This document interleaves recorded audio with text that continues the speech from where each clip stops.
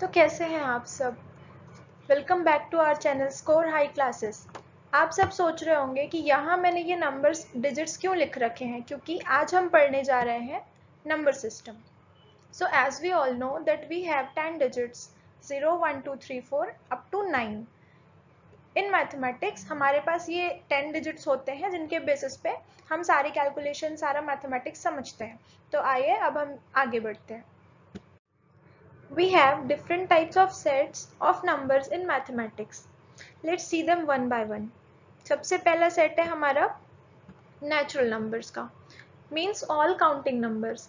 तो counting number मतलब वो सारे नंबर्स जिन्हें हम काउंटिंग में नेचुरली यूज करते हैं। फॉर एग्जाम्पल, इफ मैं तुमसे पूछूं कि how many fingers do you have, तो you will immediately start counting 1 2 3 4 5 6 इस तरह से।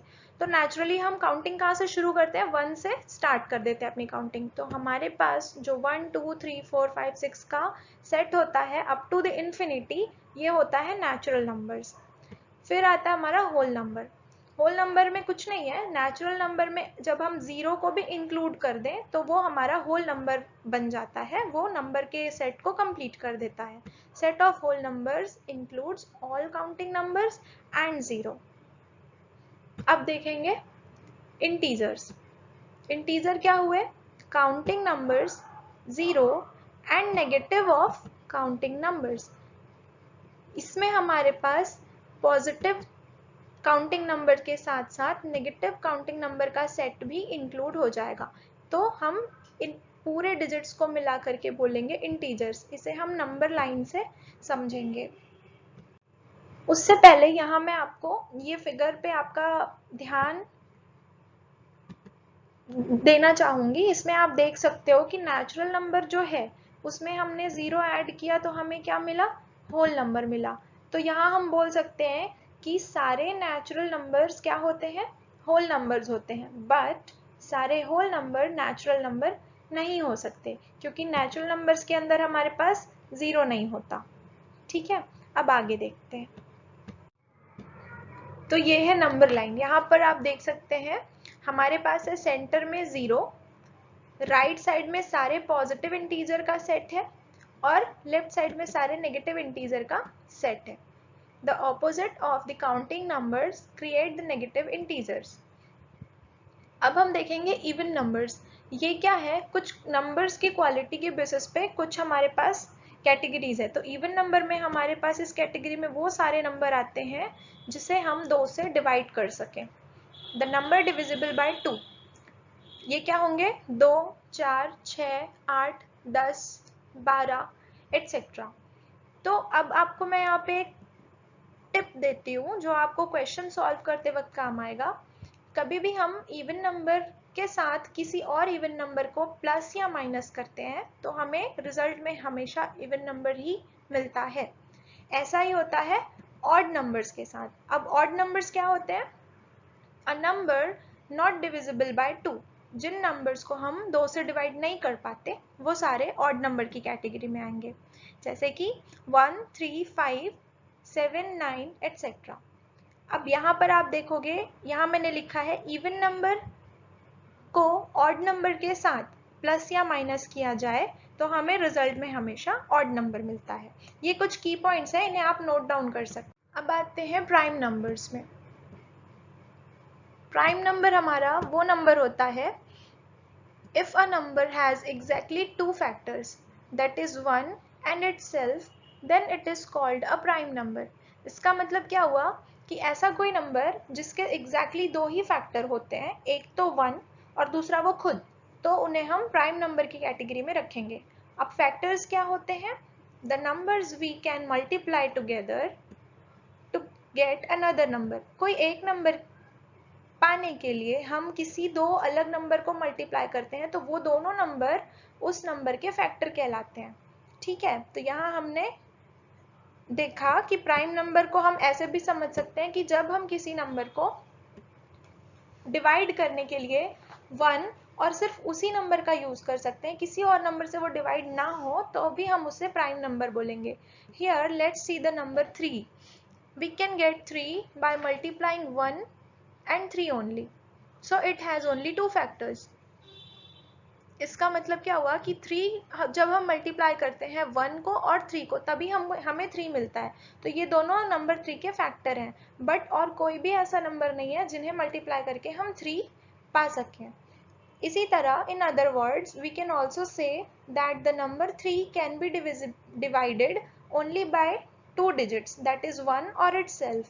अगर हमें नंबर 3 को डिवाइड करना हो तो भी हमारे पास सिर्फ 2 ऑप्शन होते हैं, या तो हम 1 से डिवाइड कर पाएंगे या खुद नंबर 3 से डिवाइड कर पाएंगे।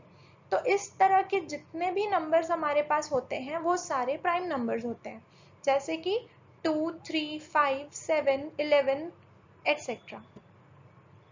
अब देखते हैं composite numbers. A number is called composite number if it is not a prime number, means it has more than 2 factors, right? कौन सा नंबर कंपोजिट नंबर होगा? वो सारे नंबर कंपोजिट नंबर होंगे जो प्राइम नंबर नहीं है। प्राइम नंबर होने की क्या शर्त है, ये हमने अभी देखा। अब यहाँ पर जो प्राइम नंबर नहीं है मतलब ऐसे सारे नंबर जिनके पास 2 से ज़्यादा फैक्टर्स अवेलेबल है, या फिर हम कहें कि जिन्हें हम 2 से ज़्यादा अलग डिजिट्स से डिवाइड कर सकते हैं। For example number 4, 6, 8, 9। यहाँ हम देखेंगे कि 6 को अगर हमने लिया तो हम 6 कैसे कैसे पा सकते हैं? बाय मल्टीप्लाइंग 1 एंड 6 हमें 6 मिल जाएगा। ऑल्सो 2 इंटू 3 अगर हम करें तो भी हमें 6 मिलेगा। तो यहाँ हमारे पास नंबर 6 के कितने फैक्टर हुए? 1, 2, 3 एंड 6। तो ये 2 से ज़्यादा है, इसलिए ये प्राइम नंबर नहीं है, ये होगा कंपोजिट नंबर। इसी तरह अगर हम इसे दूसरे शब्दों में कहें तो हम इसे नंबर 6 को 1 से, 2 से, 3 से या 6 से डिवाइड कर सकते हैं, तो ये एक कंपोजिट नंबर होगा। Therefore it is not a prime number। अब यहाँ पर हम 1 के लिए समझेंगे कि 1 क्या है। नंबर 1 एक प्राइम नंबर है या कंपोजिट है?